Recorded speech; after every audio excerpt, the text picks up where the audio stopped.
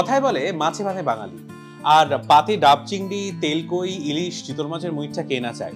এবং সঠিক অথেন্টিক বাঙালি খাবারের স্বাদ পেতে আমি চলে এসেছি 29B বেন্টিক স্ট্রিটে, আর যেখানে অবস্থিত আদি বাঙালি রেস্তোরাঁ। আদি বাঙালি এমন একটা রেস্টুরেন্ট যেটা অনেক বছর ধরে, বিগত 8 বছর ধরে কলকাতার মানুষের বাংলা খাবারের যে রসাস্বাদন সেটা মিটিয়ে আসছে। তাই কিচেন টেলসে আজ আমি রয়েছি আদি বাঙালিতে।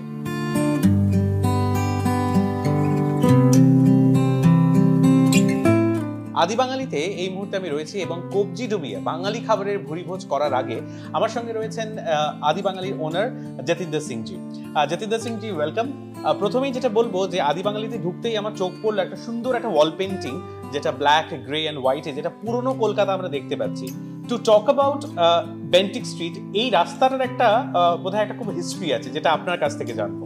ডেফিনেটলি এই রাস্তাটা প্রায় আমি 50-55 বছর থেকে এখানে long time, very long time. I am born and brought up here, right. So পাগড়ি পরে আছে বলে মনে হয় বাঙালি, কিন্তু আছি বাঙালি একদম। তো এই থিমটা আমরা মনে করে এই জিনিসটা খুললাম, যেহেতু I am basically born and brought up, so why not something to give to Kolkata. So আমি যখন গেছিলাম first time I came to Calcutta, এই বেন্টিক স্ট্রিট রাস্তার উপরে ট্রাম চলতো এই রাস্তায়। আচ্ছা। এবং যারা তাকে বলে ঘোড়ার পুলিশ স্টেশন থাকে, তাদের জন্য ঘোড়ার জন্য এখানে টাব বসানো ছিল। আচ্ছা। এখানে ওরা জল খেতে আসে। আচ্ছা। এবং এমন একটা চাবি বানানো ছিল অ্যাবাউট 1.5 ফুট লং, ওই চাবিটা দিয়ে ওই কলগুলোকে খোলা হতো। আচ্ছা, সেই তখনকার দিনে সেই গঙ্গার জল যেরকম that was not wasted, okay, it was under lock and কি।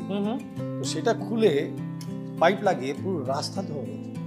এক্সেলেন্ট। মানে যে রাস্তা এত হইচই সারাদিন বেন্টিক স্ট্রিটে 29B, যেখানে আদি বাঙালি অবস্থিত, সেই রাস্তার একটা ইতিহাস শেয়ার করলেন আমার সঙ্গে যতীন্দ্র সিংজি। এবং যে রাস্তায় পুরনো কলকাতার কথা যদি আমরা বলি, সেখানে ঘোড়ায় টানা ট্রাম চলতো এবং ঘোড়ার জন্য আলাদা করে জল রাখা থাকতো, যেখানে তারা এসে জল খেত। এবং সেই পুরনো কলকাতার যে নস্টালজিয়া, সেটা কিন্তু এই রাস্তা জুড়েই রয়েছে।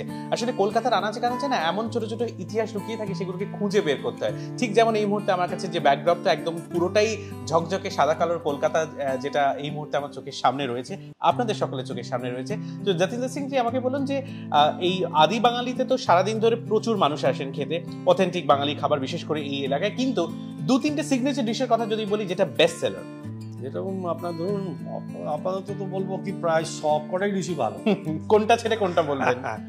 এবং আমাদের অথেন্টিক হলো থালি, যার মধ্যে আপনি ফিশ পাবেন, চিকেন পাবেন, মাটন পাবেন, একটা হোলসাম ভেজিটেরিয়ান পাবেন, তবে এটা ভেরি নমিনাল প্রাইস।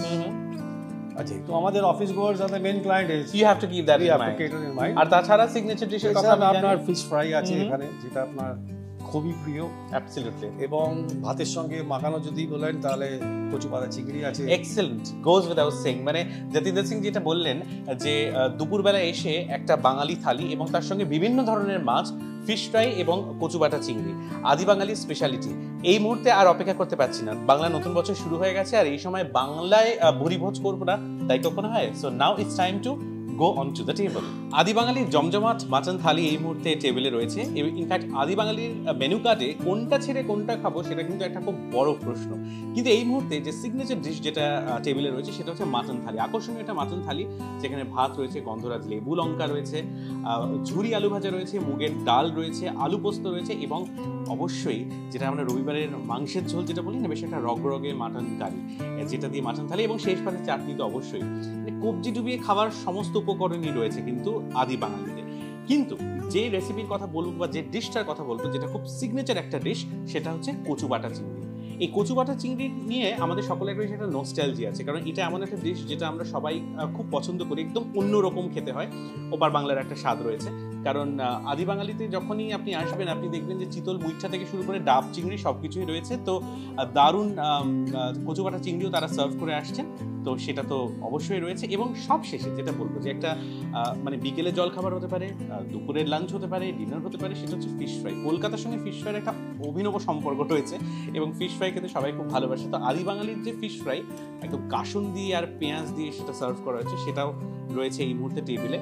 আর কি হয় না, বাঙালি খাবার খেতে এসে না ছুরি কাঁটা দিয়ে খেতে একটু কি অসুবিধা হয়, এটা কবজি ডুবিয়ে খেতে হাত দিয়ে খেতে হয়। তো আমি ফিশ ফ্রাইটা হাত দিয়ে ভেঙে দিচ্ছি, কারণ ফিশ ফ্রাইটা প্রথমত যে একটা কথা বলি, যে মানে ভেতরে একদম ভেটকির ফিলেটা একদম ইনট্যাক্ট, একটু কাসুন্দি নিলাম, আর অসাধারণ, crunchy, crispy, full of fish, full of Kolkata, love for food, Adi Bangali is the place to B.